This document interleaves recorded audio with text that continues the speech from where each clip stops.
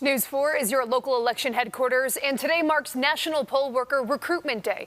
The Erie County Board of Elections is now calling for residents to become poll workers. Training for the November election starts at the end of August and will continue into October. Right now, we're joined by the county's Democratic Election Commissioner, Jeremy Zellner. Jeremy, thank you for being here. Absolutely. Appreciate it. I am proud to say that I've never missed an election in Ohio, down in Binghamton when I live there, and here in Buffalo. And the thing that I always do, no matter where I am, is thank the poll workers.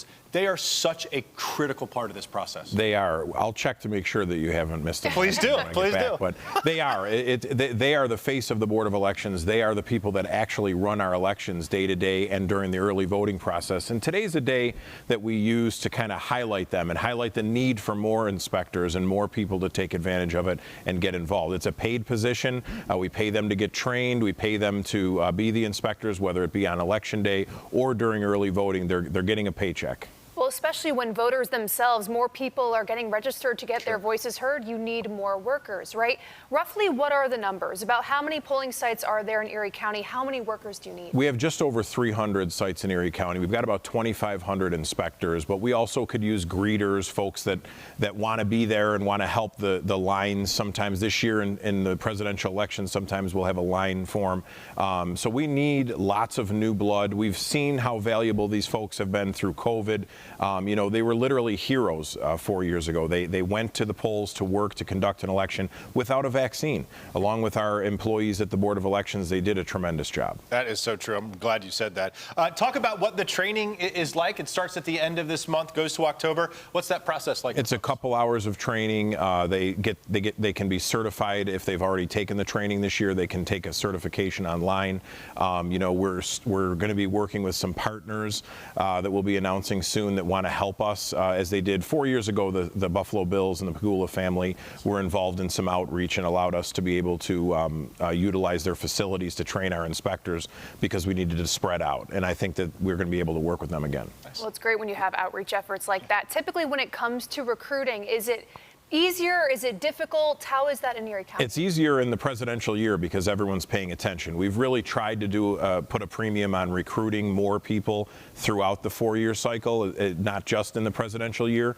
And we've gotten a lot of new people, a lot of newly retired people who want to take advantage of it. But there certainly was a drop after COVID where people just didn't want to do it anymore. They were concerned about getting the virus. But we really stepped it up in Erie County, and it's been a terrific response this year to people who want to be inspectors as well. Best place to find out more information if you want to get involved, just the website? Head to our website, elections.erie.gov. There's a link there. They can call us, 858-8891, and they'll be directed to the department. If we could switch gears now and have you take off your hat for the Democratic Elections Commissioner and put on your hat as the Erie County Democratic Committee Chairman for just a moment. The last time you were in here, this presidential campaign, Jeremy, looked 180 degrees. Right. And we were talking about, oh no, what happens?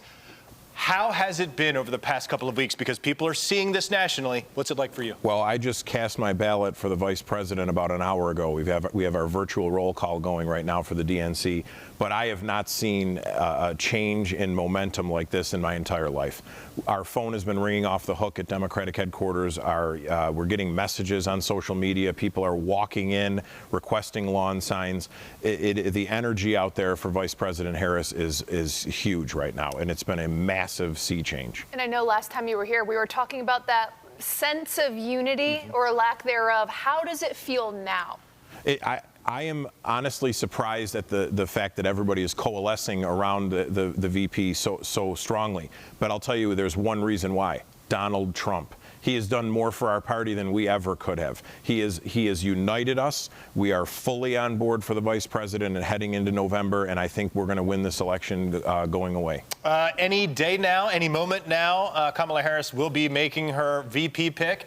Any thoughts on who you believe it was, if you had an idea? Well, I'd love it to be our governor, but if it's not going to be our governor, I think she's got her eyes set on the Governor Shapiro and Beshear from Kentucky, and we'll see what's going to happen there. You know, it's going to be an important pick, but I think you're seeing the unity in our party right now and the substance that the vice president is showing, and you're seeing the total opposite on the other side. Yesterday at the Black Association of Journalists, it was just unhinged. So I think folks see a clear choice in November, and I feel really good about where we are, and we're really excited to head to Chicago in a couple weeks. Well, certainly two very big topics to bring you in to talk about. Jeremy, thank you so much for coming in and taking the time. Absolutely. Thanks, Jeremy.